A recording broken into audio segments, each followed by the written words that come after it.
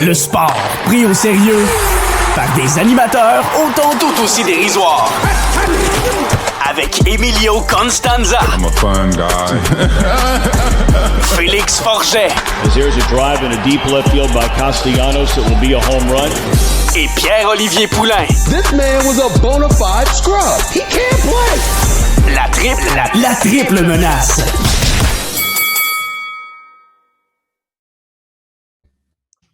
Messieurs, on avait déjà convenu, nonobstant du résultat, qu'on allait avoir un épisode aujourd'hui. Victoire, défaite, Canadien en vacances ou en finale de conférence, on allait le faire. Mais je dois vous avouer, ça ne va pas sonner comme une grande surprise. Je pense qu'unanimement, on est content de pouvoir arriver dans un contexte victorieux, se rencontrer ce soir. Ah, man. C'est ça que j'ai Ça, le son que pas je pense que ça fait 8 fois que je le fais depuis qu'Alex Duke a marqué ce but-là. Wow, man, c'est quel match, quelle série. Cette équipe-là me fait perdre des années de vie, mais mon Dieu que c'est plus le fun que les années où on se demandait ça allait être qui le pic au 5e rang, rendu à la mi-mai. Je sais pas pour vous, là, mais j'aime pas mal plus ça, regarder des matchs comme ça qui me font perdre des années d'espérance de vie, que de me demander, waouh, j'aime-tu mieux le défenseur autrichien que je connais pas, ou l'ailier canadien qui est peut-être un gars de 3e trio, peut-être de 2e trio. Fuck toutes ces années-là, man. Fuck ça. On est rendu en finale de l'année. Ou la fameuse époque où tu te rendais compte que Rand Petlick jouait sur ton premier trio avec Nick Suzuki. Comment? Avec cette époque-là en ce moment? Avec tout respect. Messieurs, et vous-même, à la maison, dans votre voiture, peut-être, qui sait, à quelques heures encore, vous n'êtes pas remis encore de ce que vous venez de voir, puis vous voulez juste consommer du contenu, bien, bienvenue à la Triple Menace. Édition bien spéciale, effectivement, comme j'ai mentionné en début d'émission. C'est cette petite édition spéciale, le match numéro 7 Canadien-Sabre, comme on vous l'avait annoncé sur notre épisode régulier du lundi matin, qui est toujours disponible, que je vous invite à aller écouter. D'ailleurs, là, on parle de bien autre chose que les Canadiens de Montréal, et sur nos réseaux sociaux, bien sûr, on vous a annoncé ça. On parle aujourd'hui de ce match-là. Messieurs, il faudrait que le Canadien joue plus souvent des matchs éliminatoires durant des jours fériés, des fêtes nationales québécoises. Je mets l'accent sur québécois. Parce que, comme il y a 5 ans, le but d'Arthur Lékonen, d'Arthur d'ailleurs, depuis Arthur Lévesque, pour les intimes. Arthur Lévesque, depuis ce jour à Saint-Jean-Baptiste en 2021, qui a propulsé le Canadien en finale de conférence. Et ce soir, d'ailleurs, à l'occasion de la fête des Patriotes Pop, on peut officiellement rebaptiser Alex Newhook. Oh oui, Alexandre Nouveau-Crochet est officiellement un Québécois. Puis écoute, si Alexandre Texier avait marqué en échappé en première période pour faire 3-0, pour vrai, je pense j'allais téléphoner Emmanuel Macron en personne, là, puis dire, écoute, c'est un Québécois. Vous n'avez plus aucune juridiction. Alexandre Texier est rendu un Québécois là-dessus. Mais pour vrai, là, je le coupe au montage, là. Je vais le couper au montage un petit peu plus tard, là, mais en ce moment, il y a Pour mon pays de Serre Pathétique qui joue en ce moment dans mon appart. Parce que le Québec est là, pour citer un célèbre directeur général ou un coach, je ne me souviens plus, DG des Prédateurs de Granby. Le Québec, on est là.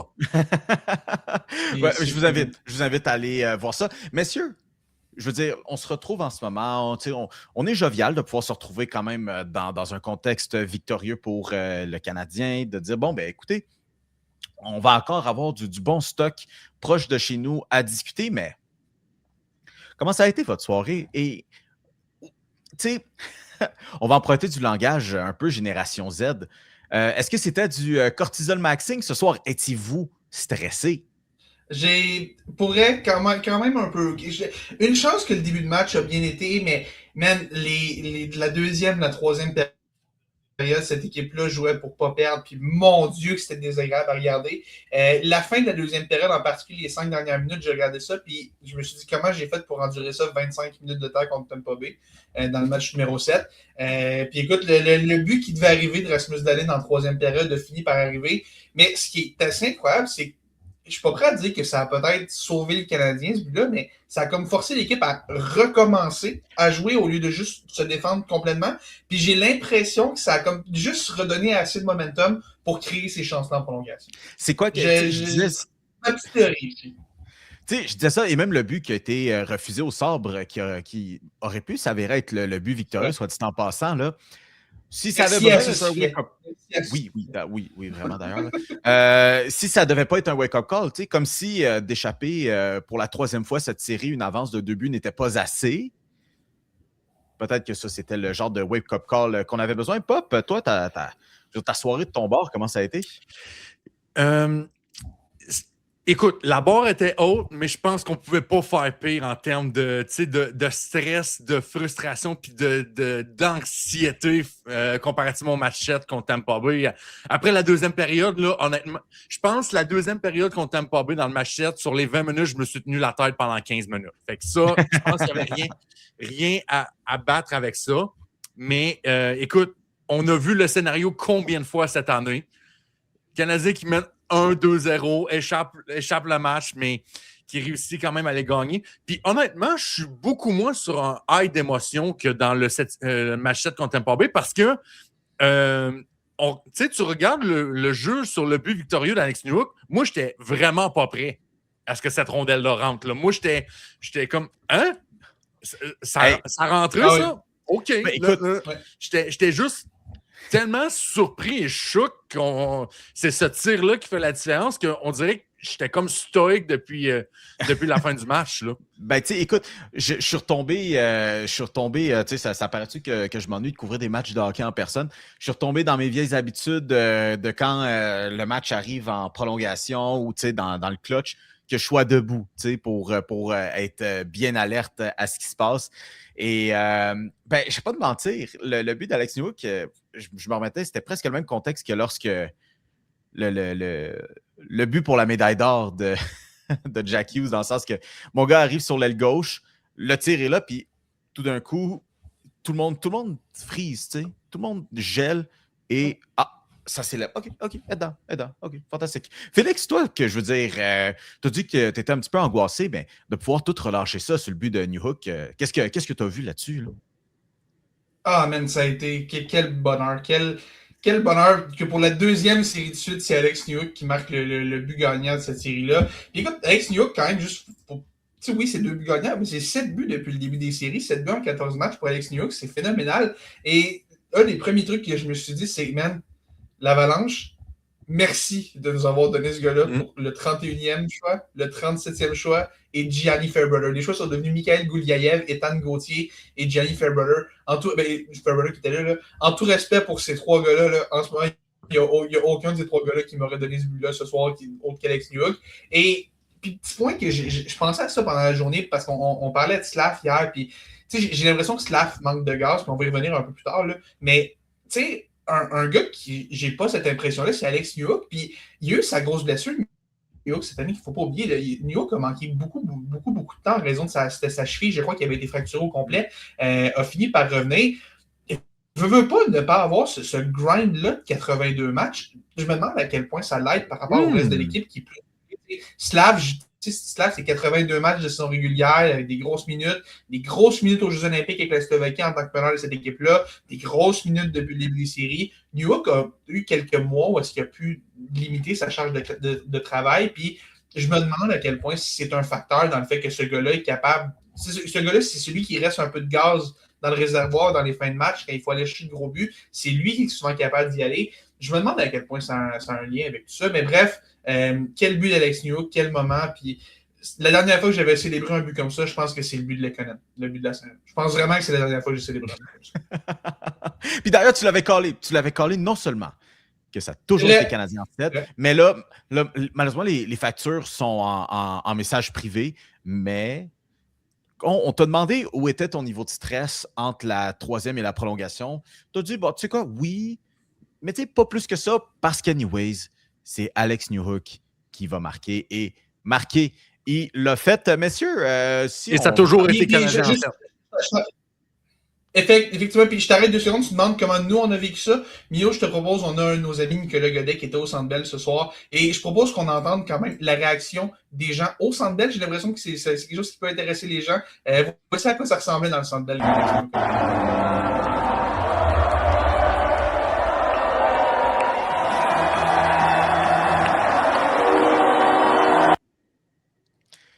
Messieurs, les gens, C'est incroyable.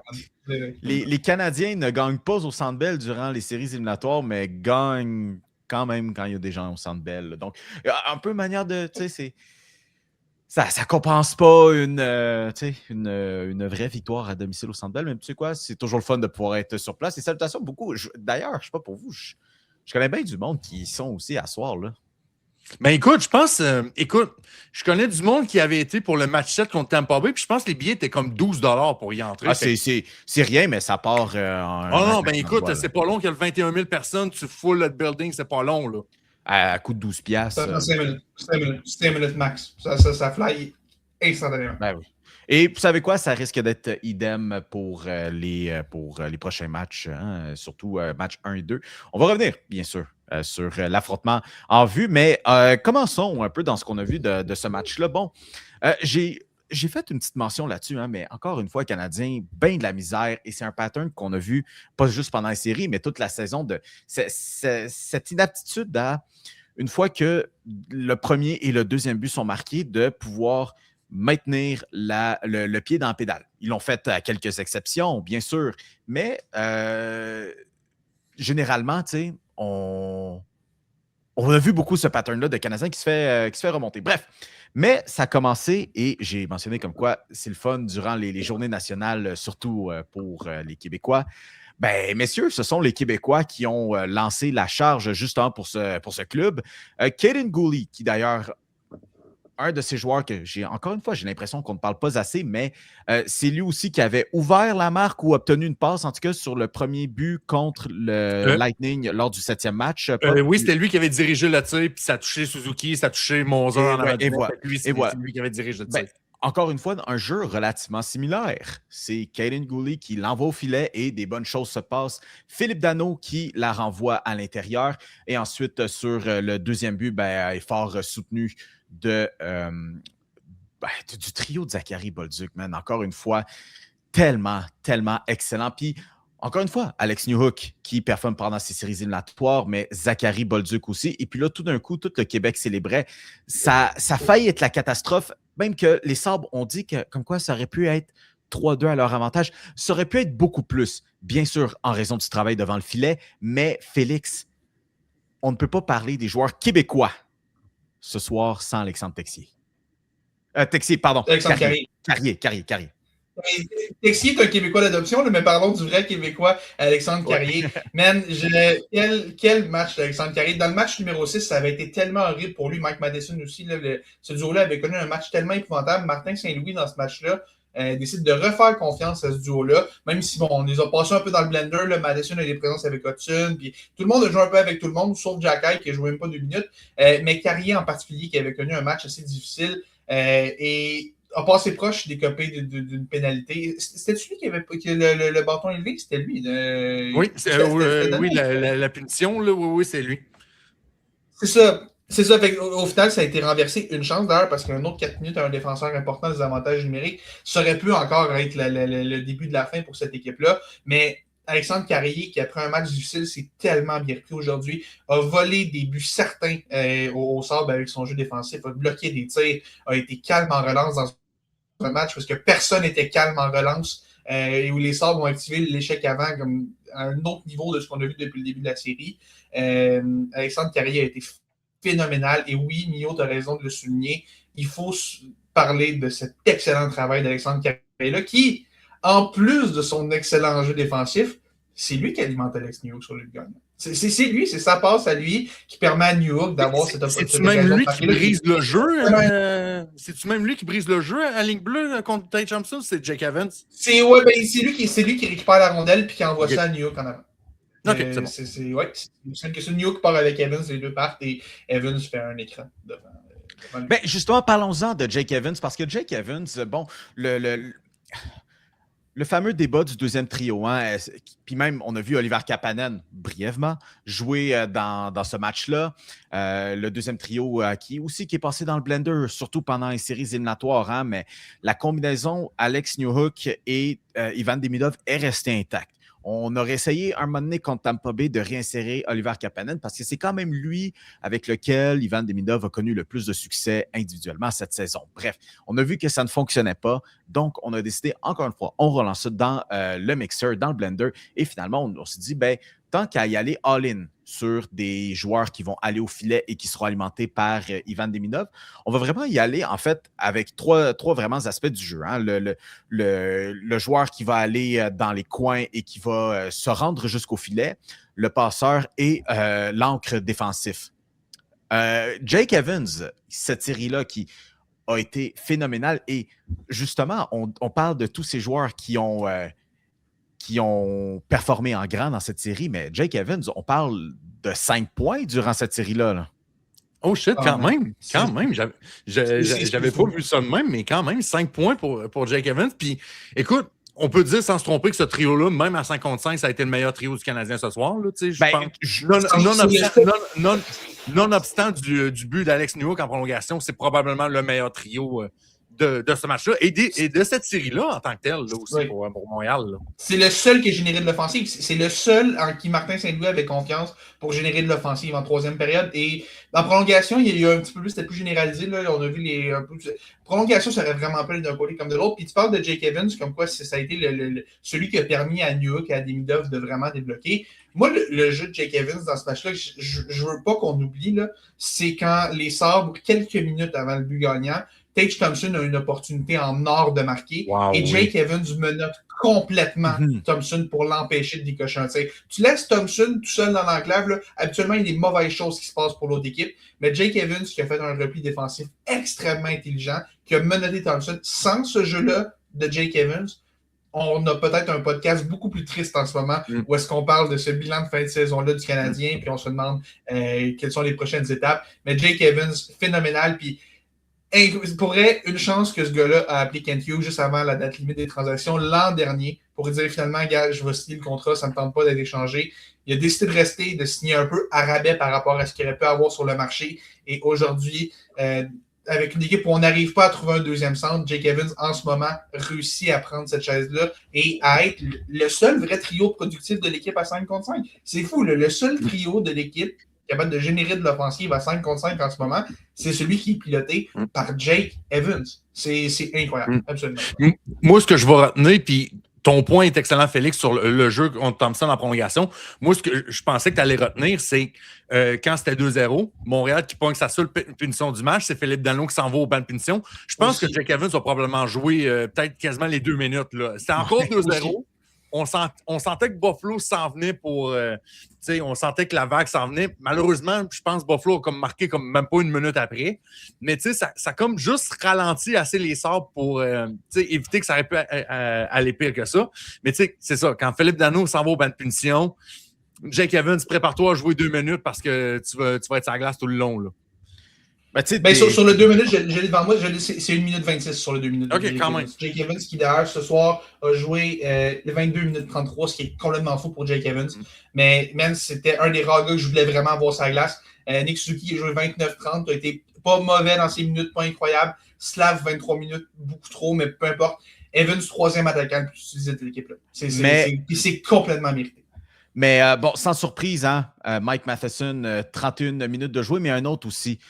Messieurs, je suis peut-être 48 heures en retard, là, mais autant que le trio de Jake Evans, de Ivan Demidov et Alex Newhook a été le meilleur trio, le meilleur joueur de cette série-là, en tout respect pour Jakub Dobeš, mais le meilleur joueur de cette série-là, ça a été Lane Hutson. Messieurs, son jeu offensif, oui, messieurs, quand on commence à voir le jeu défensif de la sorte, il y a quelque chose que même les chiffres ne peuvent pas dire, messieurs, c'est le high test. Ce que le high test a dit de Lane Hutson durant non seulement ce 7e match, mais durant toute la série, c'est qu'il n'y a pas de carence dans son jeu.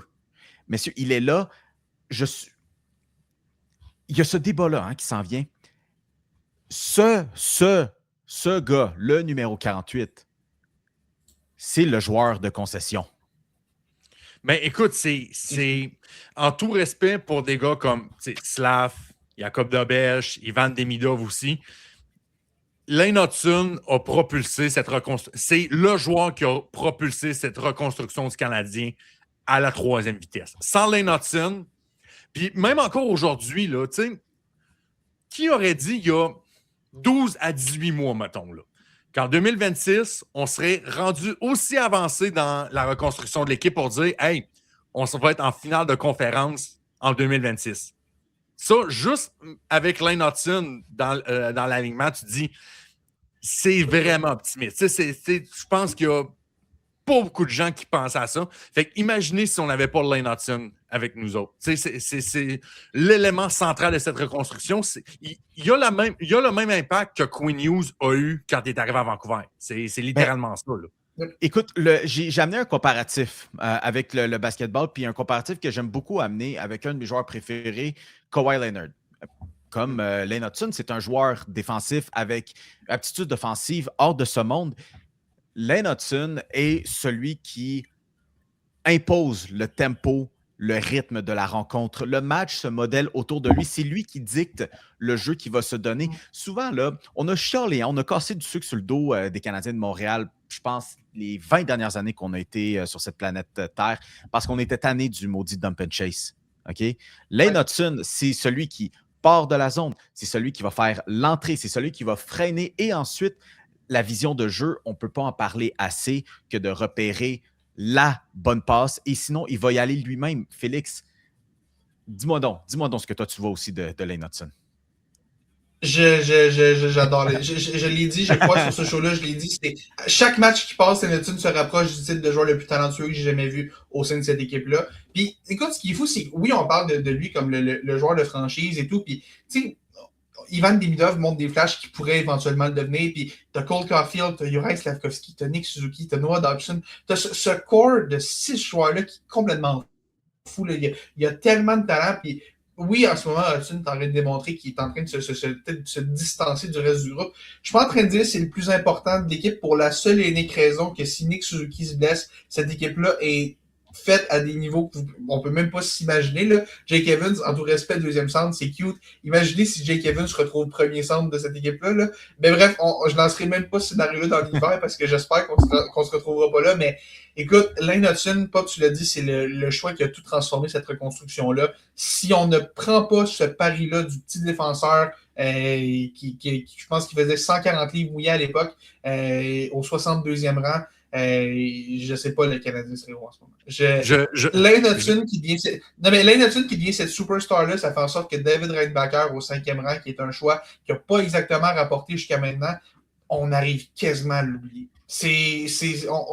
On se fout quasiment un peu de Reinbacher. Ce serait vraiment cool. Puis il y a encore un certain potentiel là, mais ça fait en sorte Hutson est tellement bon au 62e rang que ça fait en sorte que c'est pas très grave, que même si Reinbacher devient rien au final, ce que je pense pas qu'il est nécessairement le cas encore là, mais même si ça arrive, c'est pas très grave qu'on ait whiff sur un choix de top 5, et ça, il y a pas beaucoup d'équipes qui peuvent se permettre ça. Écoute, il y a peut-être aussi Ivan Demidov qui joue un rôle là-dessus, là, qui permet de aussi. Il y en a beaucoup, mais Hutson, je maintiens encore mon point que je disais un peu en joke, mais je pense qu'on va devoir le faire éventuellement. Là, il faut appeler Jeff Molson puis dire c'est quand qu'on construit une statue en bronze pour Brett Kulak. Ah, man, merci Brett. Merci Brett pour le but bizarre, super athlétique qu'il avait marqué juste avant la date limite, qui a fait en sorte qu'on l'avait échangé à Edmonton puis qu'on avait eu ce choix-là, qui est devenu Lane Hutson. Là. Merci à Brett Kulak pour tout ce qu'il a fait pour cette équipe-là. C'est fou, man. D'ailleurs, Brett Kulak qui a le but qui a propulsé l'Avalanche en finale d'association eux-mêmes. Écoute, Brett Kulak rapporte encore des dividendes en 2026. Écoute, honnêtement, là, mettons dans les joueurs qui ont passé à Montréal, tu sais, des 5-6e défenseurs là, que tu prendrais n'importe quand dans ton club, là. T'sais, Brett Kulak fait partie de ces... Moi, je reprendrais Brett Kulak n'importe quand, demain matin. Là. Absolument. Absolument. J'aurais pas peur de le faire jouer 2 minutes contrairement à Jack Hyde. Ouais, puis c'est ça un peu le... Tu sais, j'avais déjà soulevé ça dans un texte que j'avais fait pour les coops de l'info. Je pense que pas la semaine qu'on vient de finir, l'autre d'avant. C'était comme... Le Canadien, ce qui va être vraiment... Inévitablement, sont dans le fort. Puis je pensais que ça allait se concrétiser ce soir avec ce match-là à Buffalo. C'est que, basically, durant 40... mettons 50 minutes, si on inclut la prolongation, on a joué à 5 défenseurs, puis peut-être 40 minutes avec 11 attaquants. Tu sais, à quel point tu peux... Même 9. En troisième, Dak puis Bolduc, ça jouait pas beaucoup. Là. C'était moins de 2 minutes pour les deux. Là. Fait que c'était pas mal 9 attaquants pendant une bonne partie. Puis j'avais soulevé la stat à un moment donné. Tu sais, le back-to-back des Pingouins en 2016 puis 2017, leur 6e défenseur, ça jouait 18 minutes par game. T'sais, ça fait juste montrer que je pense qu'on a quelque chose à travailler. Si on a déjà une chose à régler durant l'été, ça sera ça. Trouver un 6e défenseur que tu pourras faire jouer un petit peu plus que 12 minutes par game. Là, parce que, écoute, Mike Matheson, là, je comprends que défensivement. Mais plus que 2 minutes. Jack Hyde, c'est 2 minutes. C'est 2 minutes ce soir, Jack Hyde. C'est pas 12, c'est 2. Combien de games que tu peux survivre en faisant jouer Mike Matheson 31 minutes? Non, ça je suis d'accord. Ça ne devrait pas, le pauvre petit loup. Hey, les boys, voici ce qui est arrivé pour ce match. Mais Pop, maintenant, là, bon, les Sabres, ça a été une saison phénoménale tout de même. Hein? Quand même terminé premier de l'Atlantique, poussé quand même cette série-là jusqu'à un 7e match. Il y a fort probablement un monde dans lequel cette équipe-là se retrouve en ce moment en lice pour jouer en finale de la Coupe Stanley. Et ça veut dire quoi quand même cette défaite-là? Est-ce qu'il y a vraiment de solides fondations sur lesquelles on peut construire une équipe dominante dans l'Atlantique ou est-ce que c'est un flou? Qu'est-ce qu'on voit? Moi, je fais juste dire, là ce soir, on a gagné. Là. Montréal a gagné ce soir. Attendez-vous que dans les 5 prochaines années, là, on va revivre des duels Montréal-Buffalo. Pour moi, là, ça, c'est juste la première manche qu'on vient de gagner ce soir. Là. Volontiers. Puis si Buffalo peut juste régler son poste de gardien, là, watch out. Ben, écoute, honnêtement, je pense que Ukko-Pekka Lekonen a gagné le titre de gardien numéro 1 pour l'année prochaine. En tout respect, puis tu sais, Alex Lyon a comme prouvé. Oui. Tu sais, Alex Lyon, dans les 3-4 dernières années, c'était comme le gros-là que t'envoies dans. Tu sais, quand t'as besoin d'un extincteur dans la cuisine, là, tu sais, Alex Lyon, c'était ça. Tu sais, t'as besoin de sauver ton cul pour une séquence de 5-10 games, t'envoies ce gars-là. Mais, écoute, puis, tu sais, t'as un Colton Ellis. On oublie quand même qu'il y a aussi un Devon Levi qui passe en arrière. Fait que, tu sais, je suis pas stressé là-dessus. Mais je fais juste regarder l'alignement des Sabres de Buffalo. By the way, je regarde tout ça là, devant moi. Là. Est-ce que vous vous souvenez que Tanner Pearson joue pour les Sabres en ce moment? Oui, j'avais vu le match 1. Parce que je l'ai vu patiner en extra un matin. C'est la seule unique raison pour laquelle je sais que Tanner Pearson, légende du Canadien, est avec les Sabres en ce moment. Sinon, je ne l'aurais jamais su. Parce que je regarde cet alignement-là, puis tu sais, tous les gros noms sont signés pour assez longtemps. Tu sais, c'est pas une équipe super vieille. Moi, ce que je me demande, combien Alex Stock va avoir au marché des agents libres cet été, là?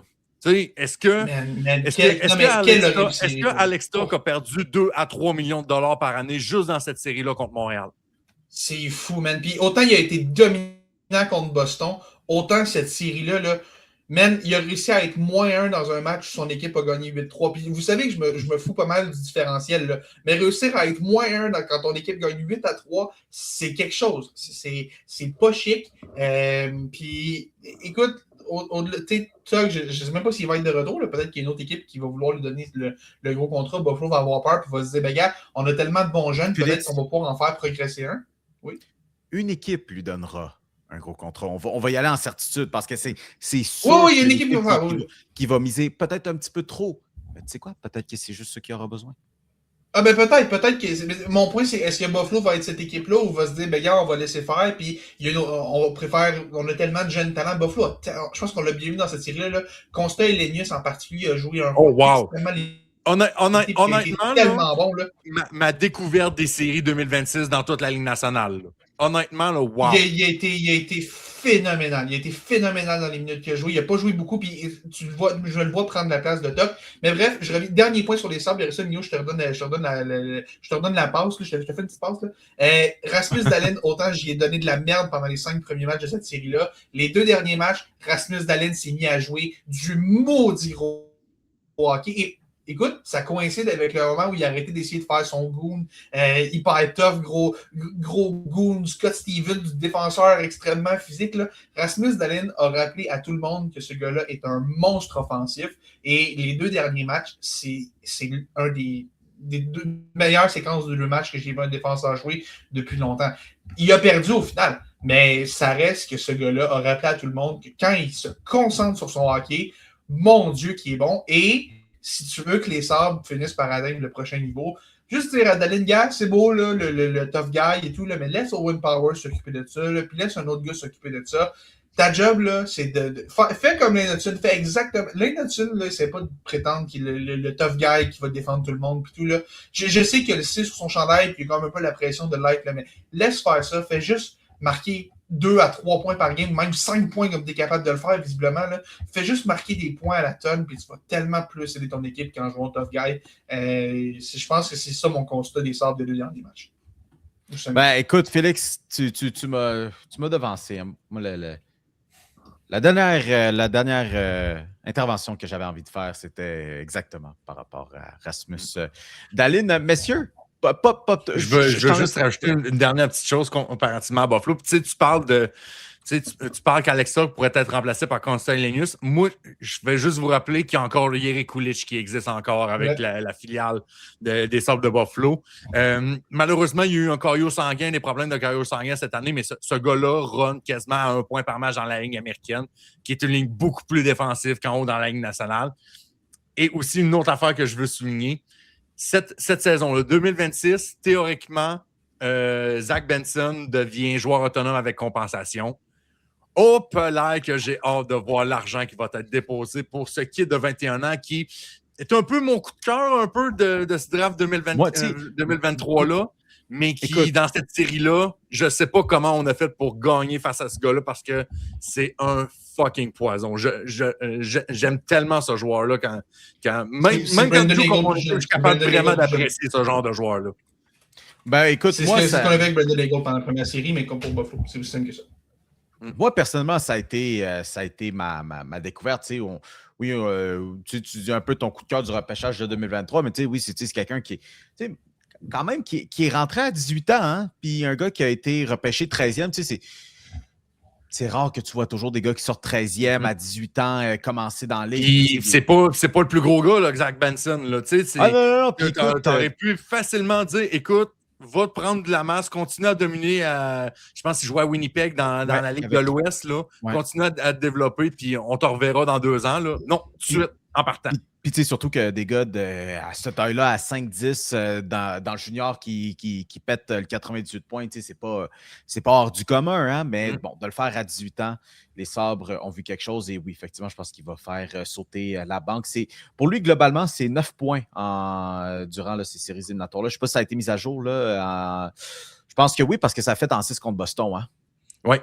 Ouais, fait que c'est 9 points à ces 13 matchs en séries éliminatoires. Alors, messieurs, les Canadiens qui joueront finalement contre les Hurricanes de la Caroline. Bon, on avait publié un peu sur les réseaux sociaux vos impressions un peu sur le match. Bon, on a Eric sur Facebook qui dit, bon, comme il se doit, un peu de respect à Jakub Dobeš.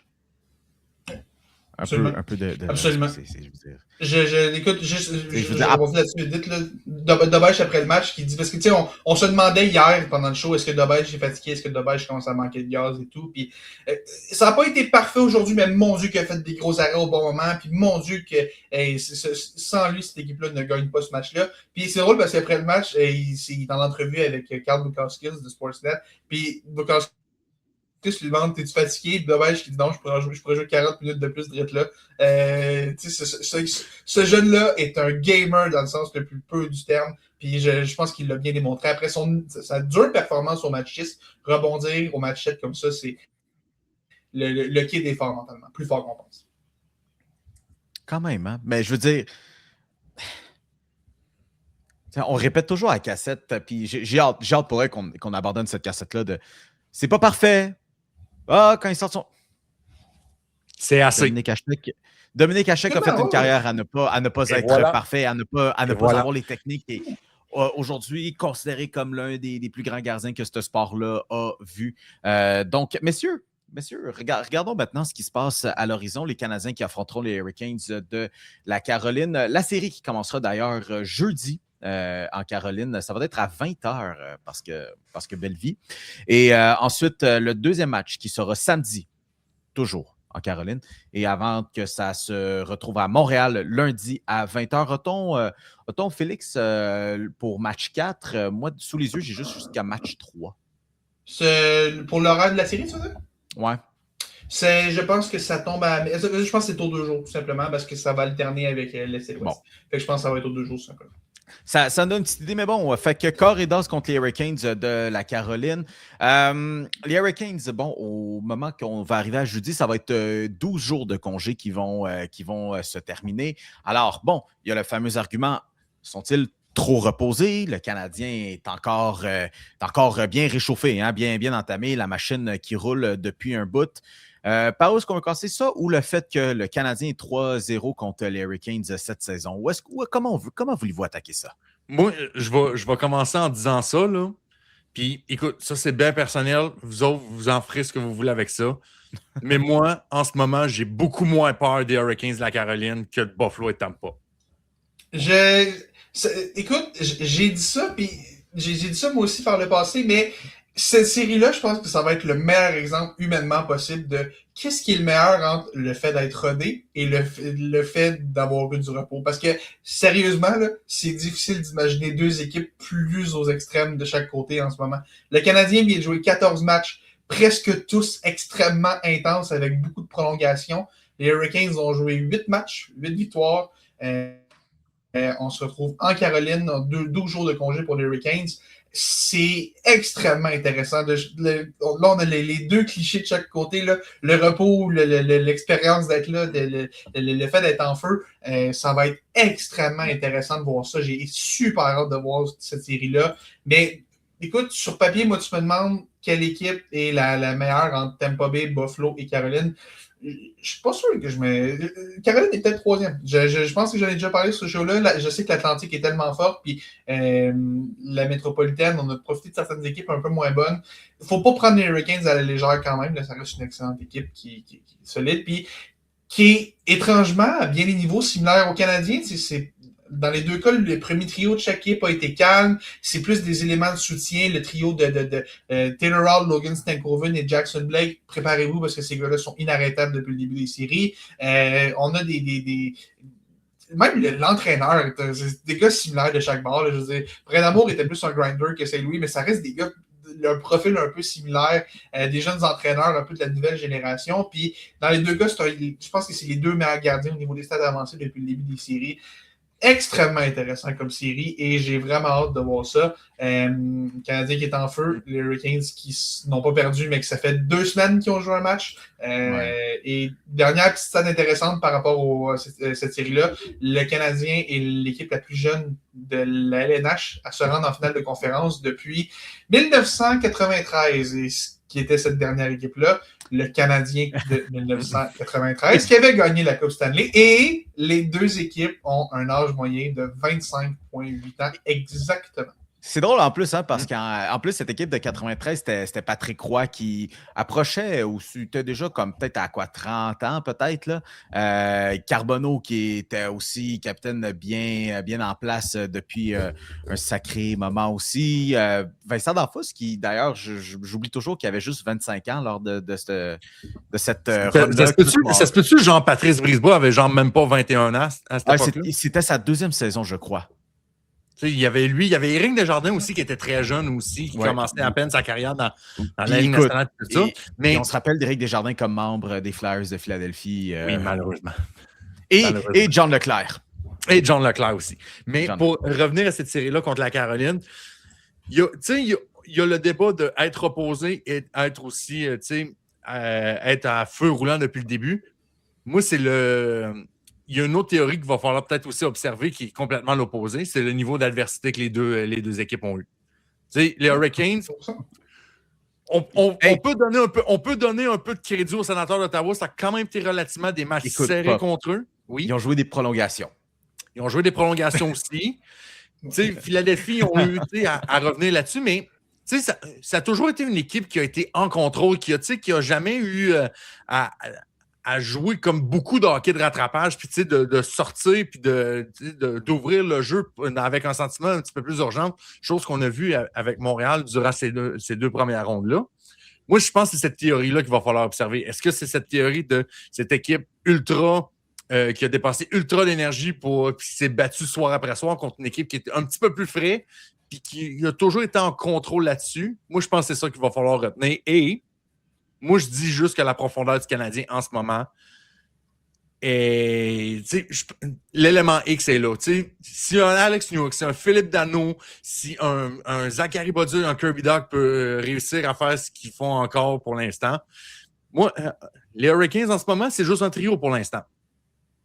Oui, mais puis éventuellement, ça va prendre le premier trio du Canadien. Je veux dire, ça fait 2 rondes qu'on se dit là, on ramasse une série par la peau des fesses, mais un jour ou l'autre, ça va prendre tes Top Guns. J'ai beaucoup plus aimé ce qu'on a vu contre Buffalo que contre Tampa Bay. Le problème, c'est que les Hurricanes ressemblent pas mal plus au Lightning qu'au Sabres. Ouais, mais au moins, ce qui me rassure... Ça va être du jeu serré, puis le premier trio est mieux d'être prêt, parce que si on n'a pas aimé ça contre Tampa Bay, on va trouver le temps long contre la Caroline aussi. Là.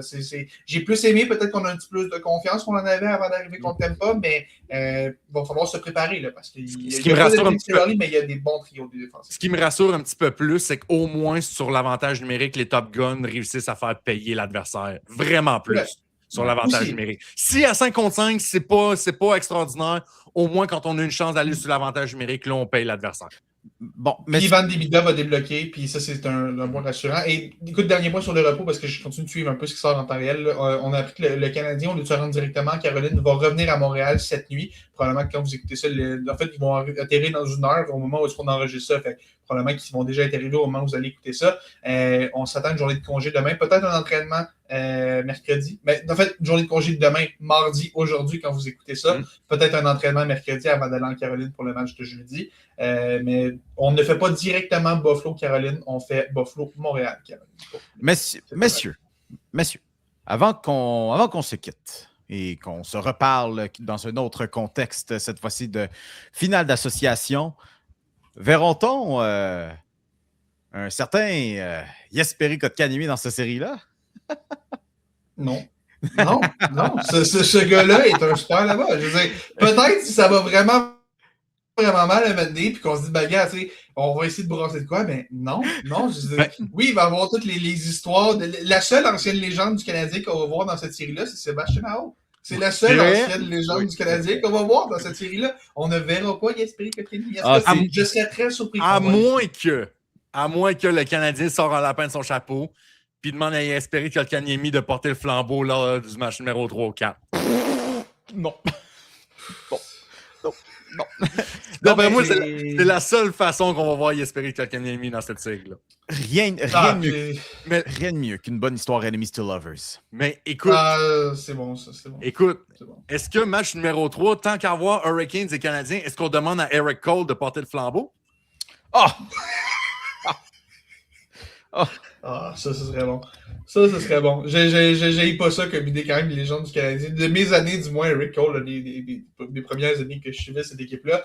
Et puis, écoute, juste avant qu'on wrap up le show, Martin Saint-Louis qui est en train de parler aux médias, puis il s'est fait demander à quoi il pensait pendant la prolongation. On sait que ça allait vite, puis la saison de son équipe jouait là, puis il dit « Je pensais beaucoup à ma mère », puis on sait que Martin Saint-Louis, sa mère, qui est décédée peu de temps avant un de ses gros buts en série, justement. Puis en tout cas, bref, les vibes sont bonnes. Le Canadien continue d'avoir des bonnes vibes et tout. Puis clairement, une victoire qui a été émotive pour Martin Saint-Louis. Maintenant, il faut recréer encore la magie pour une autre ronde parce qu'on a juste la moitié de fête pour la Coupe. Fait que c'est fou, là. On vient de se taper tout ça, là. Si on veut gagner la Coupe, c'est la moitié de fête. On va espérer qu'on se rende pas à 28 matchs, là, 2 autres séries de 7 matchs, mais c'est juste la moitié du nombre de victoires pour gagner la Coupe. Félix, je veux pas te faire de peine, là. mais je prédis déjà une série en 7 matchs. Là. Ils viendront pas Ah faire ouais, ça. ah ouais. Oh, ouais, moi, ça s'en va en 7. Là. Je le Bon, call immédiatement. Écoutez, le but que les sabres auraient pu, qu'aurait pu être ce but de la victoire, ce but aurait presque fait plus mal que le but de Martin Saint-Louis dessus l'épaule de Dustin Tokarski, match 4, Canadien au Madison Square Garden. Non. Honnêtement, le but de Martin Saint-Louis, là, ce fameux but quand il jouait pour les Rangers, je pense que c'est top 3 des buts qui m'a brisé en tant que partisan. Je vous dis, là, puis j'ai déjà mentionné sur ce show, j'ai encore très exactement la séquence en tête d'Alexei Emelin qui réalise que tout d'un coup, il a oublié Martin Saint-Louis tout seul à gauche de Tokarski pour qu'il aille la loger. Bref. Donc, Pop, tu dis série qui sera en 7 à l'avantage de. Non, moi, ma phrase est finie. Non, ça me prend une équipe. Ça une équipe. À l'avantage de. Ah, écoute, tout est permis dans la vie. Tous les espoirs sont permis. On se voit contre le Colorado en finale dans 3 semaines. OK, donc c'est notre prédiction dans l'Ouest aussi. Félix, tu dis quoi? Je serai le party pooper. J'espère me tromper, mais je pense que les Hurricanes vont gagner en 6 matchs. Pas parce que je pense que c'est une meilleure équipe que le Canadien. Tu le dis, Mio, le Canadien 3-0 contre les Hurricanes cette année. C'est pas des matchs où le Canadien a dominé nécessairement. J'ai assisté à l'un d'entre eux. Ça avait pris un but miracle d'Ivan Demidov pour que l'équipe finisse par gagner. Mais ça reste une excellente équipe. Puis, à un moment donné, je peux pas croire qu'il reste tant de gaz que ça dans le réservoir. Là. Ça a été 2 séries tellement émotives, mais juste de voir le Canadien en finale de conférence, c'est exceptionnel. Puis, comme je te dis, j'espère me tromper. Là. J'espère vraiment qu'on va se reparler pour une finale de conférence, une finale de Coupe Stanley, mais je pense malheureusement. Écoutez, je serai dans le camp plus optimiste, peut-être dans le camp qui sera plus aveuglé par ce qu'on a vu en séries éliminatoires, oui. Effectivement, en saison régulière, pardon, les séries éliminatoires sont effectivement une toute autre bête. Okay? C'est même pas proche. Mais le Canadien a trouvé une certaine façon de jouer qui allait à l'encontre des Hurricanes qui font juste tirer 1 million de fois rendu là, traversent la ligne rouge et vont tirer. Ça, je ne sais pas. Mais là où je m'en vais, c'est que les Canadiens, à mon avis, c'est une victoire en 6 pour retourner en finale de la Coupe Stanley. Monsieur? J'aimerais ça. Hein, ça me rendrait vraiment, vraiment heureux. Monsieur, dans un tour de table, mot de la fin. Ben, je vais le prendre. Moi, je trouve juste que c'est vraiment le fun en ce moment d'être un amateur sportif au Québec. Je prends juste l'exemple de samedi avec ce qui nous attend, parce qu'on parle beaucoup de hockey, là, mais samedi, de ce qui nous attend, là, on a une course sprint, parce que la Formule 1 est en ville. On a possiblement le match ultime entre la charge et la victoire. La victoire, malheureusement, qui s'est inclinée aujourd'hui. Ça sera en 5 pour un match ultime. Ce sera à midi et demi, ce match-là, je crois. On aurait les qualifications du Grand Prix. On aurait 2 matchs de soccer, le Supra, et on aurait le CF Montréal, et un match 2, Canadien Hurricanes. Sérieusement, là, quel bon moment pour être un fan de sport montréalais et québécois. Profitons-en. Sérieusement, profitons-en. Puis c'est vraiment, vraiment cool tout ce qui se passe en ce moment. Il y a une fièvre en ville et il faut en profiter. Et dernier truc que je veux dire par rapport à la Formule 1, t'enquête sur le sujet. Mon Dieu que les Hurricanes ont dû être contents que cette série-là se rende dans 7 matchs. Parce que s'il y avait eu à se trouver un hôtel à Montréal à la dernière minute pour vendredi soir, samedi soir, dimanche soir, alors que toute la planète Formule 1 est à Montréal, oh, qu'on n'aurait pas aimé ça. C'est le même propriétaire des Trailblazers à Portland qui ne faisait pas voyager les gars pour sauver des coups. Fait que je pense qu'on est vraiment, vraiment content en Caroline que cette série-là se soit rendue en 7 matchs. On peut rester en Caroline tranquillement pour la fin de semaine. Je vais juste soulever un scénario rapidement. Si, mettons, la victoire gagne le match numéro 4 contre Ottawa, est-ce qu'on a la parade des champions dans la même fin de semaine? J'ose croire qu'on la ferait plus tard pour décaler, pas qu'il y ait des conflits d'horaires, mais en même temps, éviter les conflits d'horaires, ça semble pas être une priorité de cette ligue-là. Fait que, mais ça, je crois que ça reposerait plus au moins dans les mains de la victoire. Fait que, souhaitons que ça tombe pas cette fin de semaine-là quand tout le monde a la tête au Grand Prix et aux Canadiens.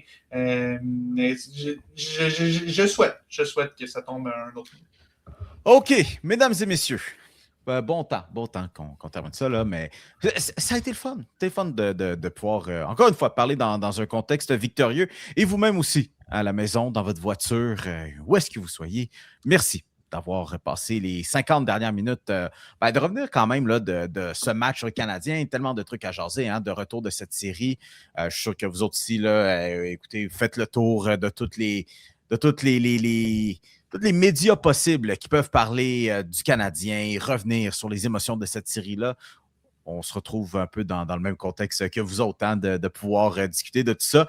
Si ce n'est pas déjà fait, vous pouvez aller vous abonner à nos différents réseaux sociaux, notamment via le groupe Facebook des Superfans des Tigers de Guangdong, où vous pourrez interagir avec nous et participer un petit peu à l'émission, tel que vous avez eu l'occasion de le faire aujourd'hui pour revenir un peu sur vos impressions de la rencontre. Et puis sinon, profitez-en pour mettre un petit 5 étoiles sur l'application de choix où vous écoutez ce balado. Ça nous aide certainement plus avec l'algorithme et vous proposez toujours plus de contenu. Sur ce, mesdames et messieurs, on vous souhaite la plus excellente des semaines et bonne finale de conférence. Let's go!